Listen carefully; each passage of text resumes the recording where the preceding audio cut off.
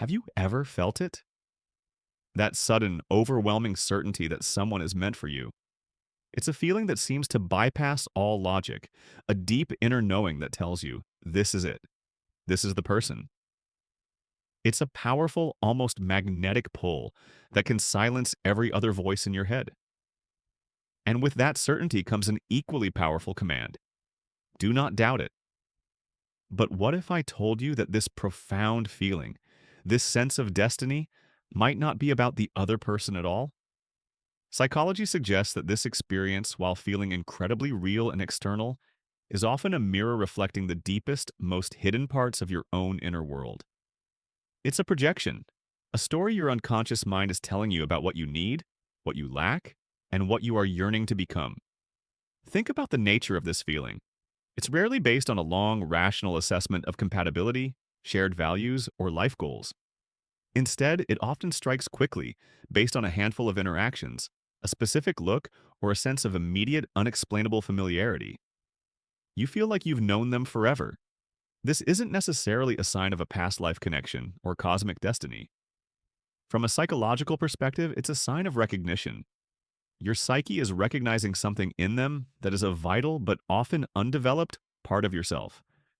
We all carry within us an inner blueprint, a collection of potentials and qualities that we have yet to fully realize. For a man, this might be an inner feminine image of intuition and emotional depth. For a woman, an inner masculine image of logic and assertiveness. These are not about juror roles, but about the balance of human energies within each of us.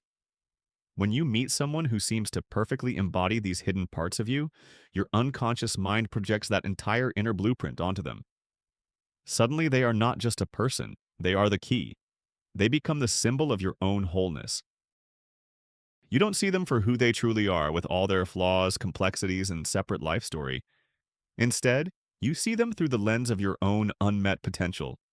The intense admiration you feel, the feeling that they complete you, is actually the admiration your soul has for its own missing pieces. The command, do not doubt it, arises because to doubt them is to doubt the possibility of your own completion. It feels like a matter of psychic survival. This is why these connections can feel so intoxicating and, at the same time, so painful. You are essentially falling in love with a part of yourself, seen in the reflection of another. The other person becomes a living, breathing representation of your own ideal self. Their perceived confidence highlights your own insecurity. Their perceived freedom highlights your own sense of being trapped. Their creativity highlights the parts of you that have forgotten how to play. This isn't a weakness, it's a fundamental aspect of human behavior. Our psyche is always striving for balance, for wholeness. It will use any tool it can, including the people we meet, to show us the work we need to do. The intense feeling that this person is meant for you is not a final answer. It is a starting point. It is a clue, a flashing sign from your inner world, pointing you not toward them, but back toward yourself. The journey isn't about capturing this person and holding on to them forever.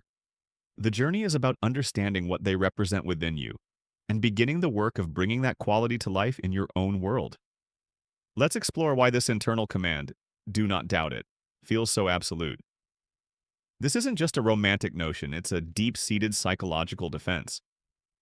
Your mind creates this powerful narrative because the alternative is terrifying.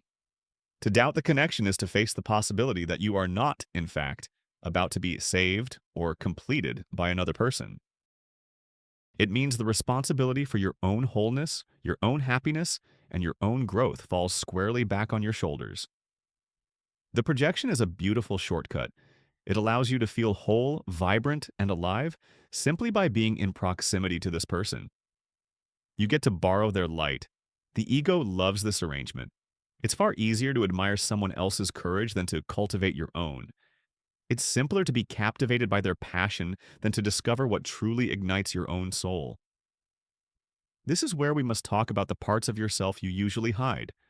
For every quality you project onto this person, their strength, their wisdom, their freedom, there is a corresponding part of you that feels weak, foolish, or trapped. This is your shadow. It's not evil, it is simply the collection of traits you have disowned or repressed because you were taught they were unacceptable.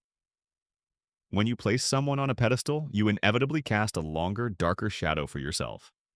Their perceived perfection makes you intensely aware of your own imperfections. Have you ever noticed this? In their presence, you might feel a strange mix of exhilaration and anxiety. The exhilaration comes from the contact with your ideal, the projection. The anxiety comes from the sudden, sharp awareness of your own shadow. You become hyper-aware of your flaws, your insecurities, and the ways you don't measure up. This is why these meant-for-you connections can be so unstable, swinging from incredible highs to devastating lows. The high is the fantasy of union, the feeling of being complete. The low is the crushing self-judgment that arises when you compare yourself to the very ideal you have created. The other person hasn't actually done anything to cause this. They are just living their life. The entire drama is unfolding inside of you. The command "do not doubt it" is your ego's desperate attempt to keep the fantasy alive. It's saying, please don't look too closely. Don't see their flaws. Because if you see their flaws, the projection will shatter. And if the projection shatters, I will have to look at my own. The doubt is not a betrayal of the connection. The doubt is the beginning of wisdom. It's the first whisper of your authentic self trying to break through the illusion. It's the part of you that wants to see reality, not just the beautiful story you've told yourself. It's the part of you that knows that true strength doesn't come from borrowing someone else's light, but from learning to kindle your own. Why does the thought of them leaving feel like a personal apocalypse? Because it feels like a part of you is being amputated. And in a way it is. You are losing the external symbol for a part of you that you have not yet learned to embody. So what happens next? Once this projection has taken hold and the command "do not doubt it" has become your inner mantra, your behavior begins to shift in subtle but significant ways. You start to perform. This isn't the organic, authentic change that comes from genuine self-improvement. It is a careful, calculated curation of your identity, designed to be worthy of the ideal you have projected onto this other person.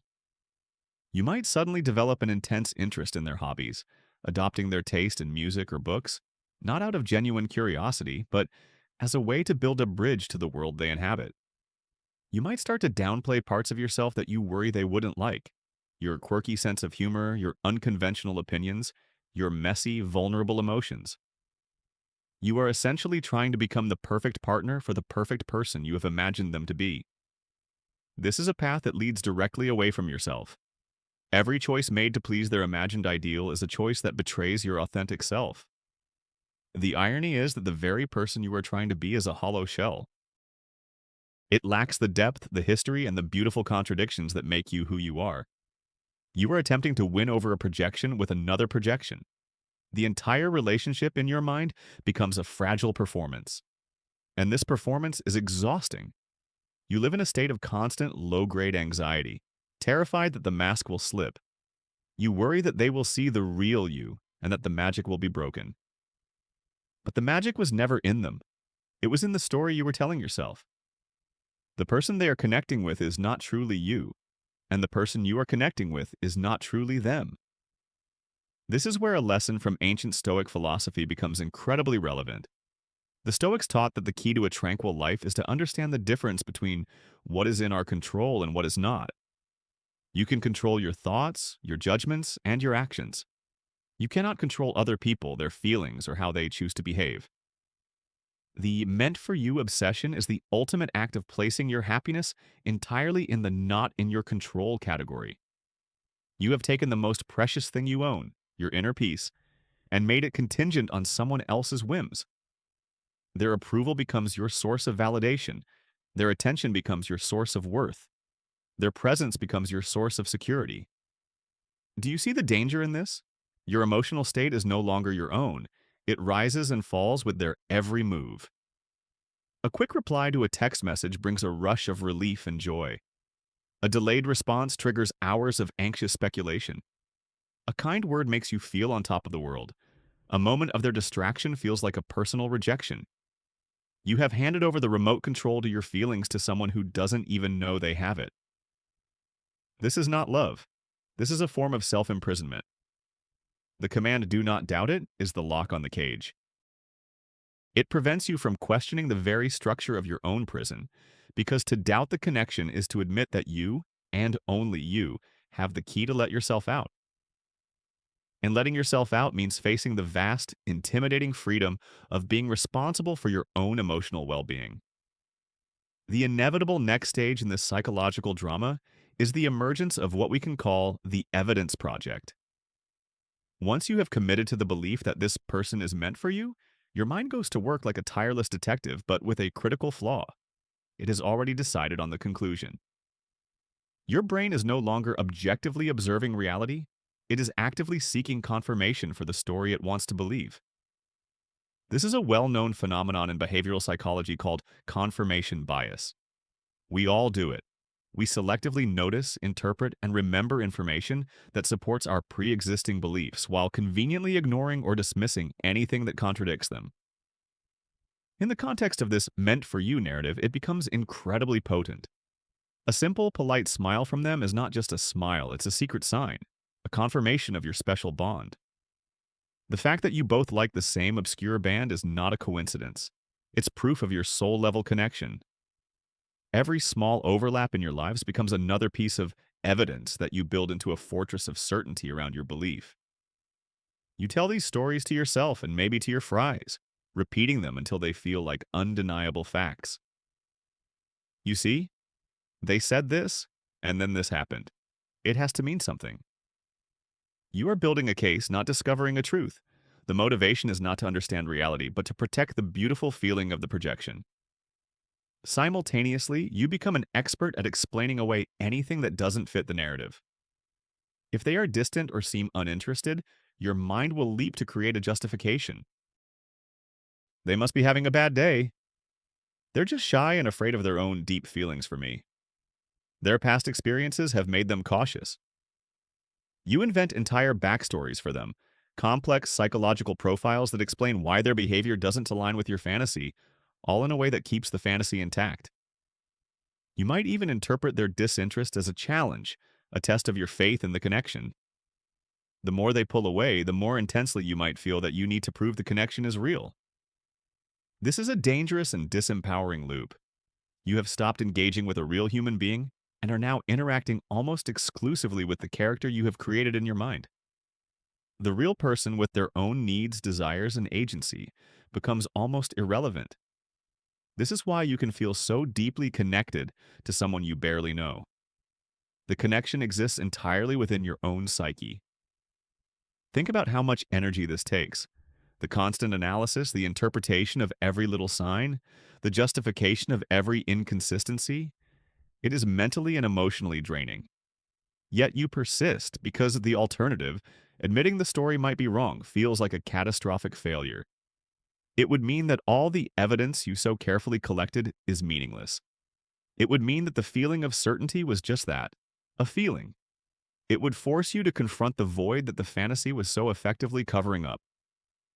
So you keep searching for clues, clinging to every scrap of perceived validation, all to avoid the quiet, sober work of validating yourself. Eventually, reality must intrude. No fantasy, no matter how carefully constructed, can be sustained forever against the tide of real-world experience. A moment will come when the gap between your projection and the actual person becomes too wide to ignore. This is often the most painful, yet most transformative part of the journey.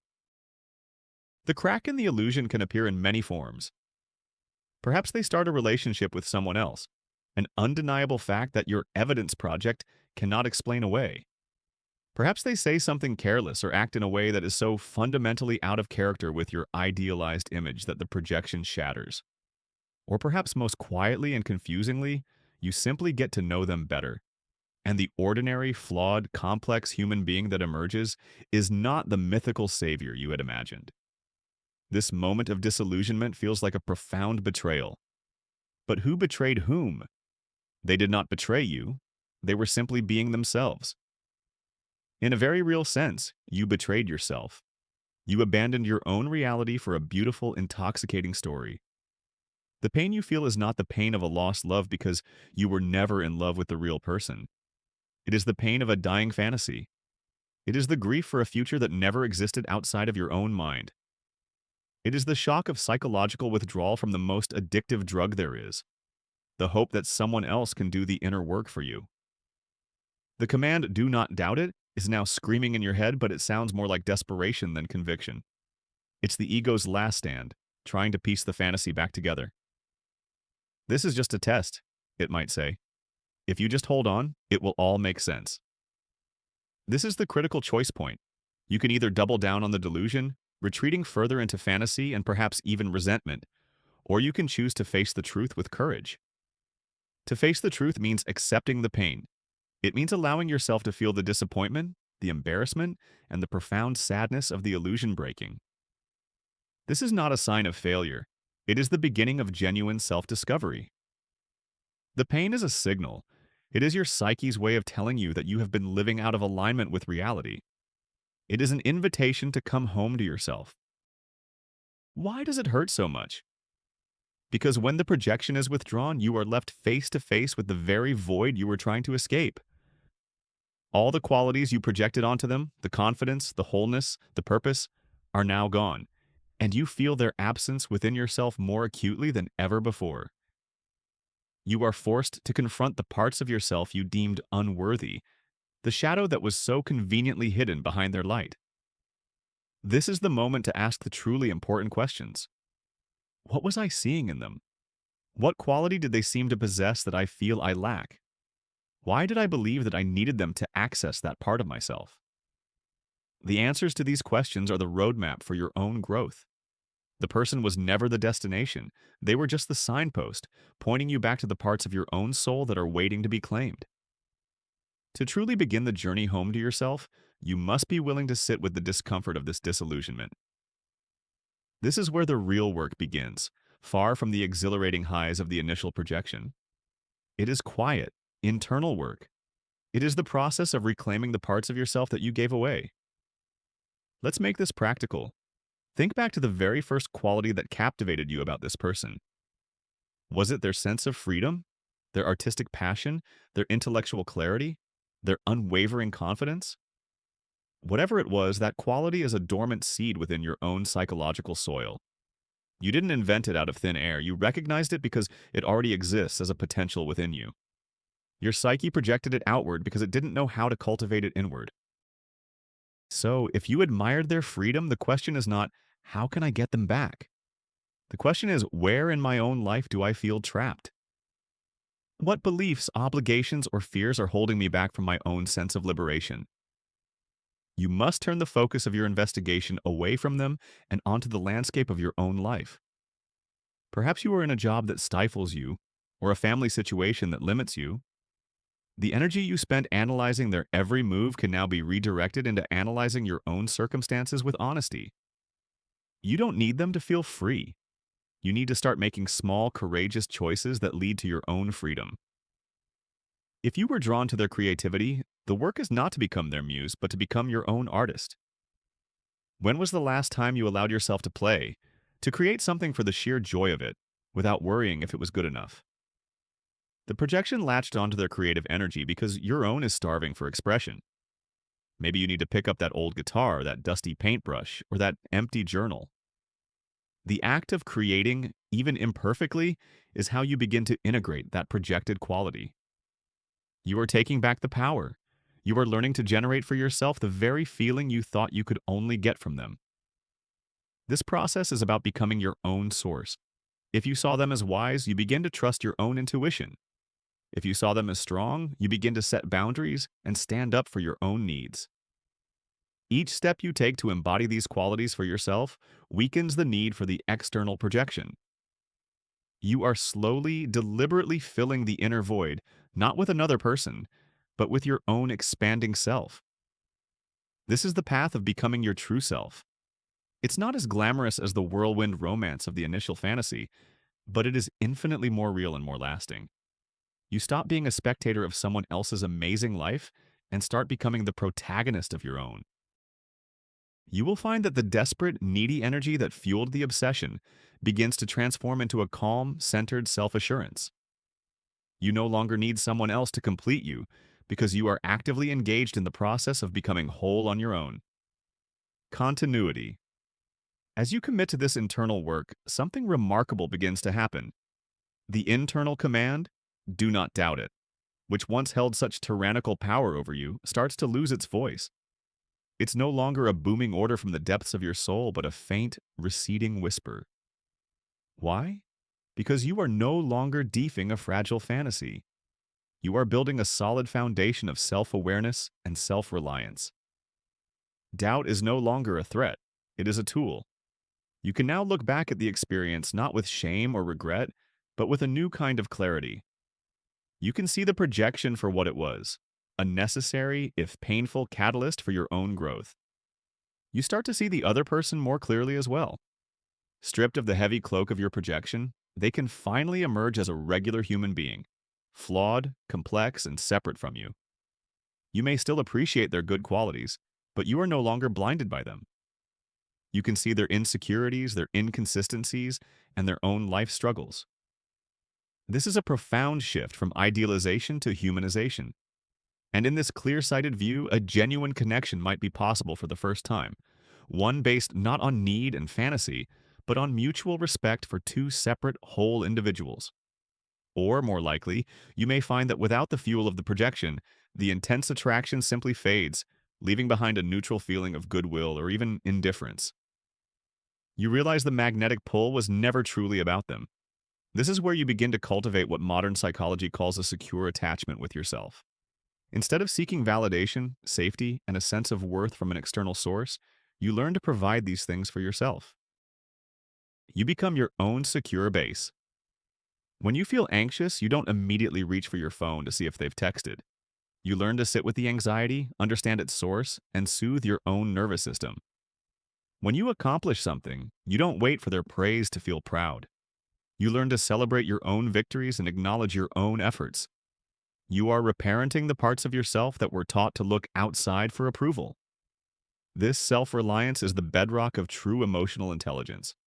It fosters a deep sense of inner peace that is not dependent on external circumstances. Your happiness is no longer a fragile thing that can be shattered by someone else's mood or choices. It becomes a resilient internal state that you cultivate through your own actions and mindset. You stop asking, "Do they like me?" and start asking, "Do I like who I am when I'm thinking about them? Does this obsession align with the person I want to be?" You shift from a position of seeking approval to a position of self-assessment and integrity. This is the essence of personal freedom. The world no longer happens to you. You participate in it from a place of centered strength.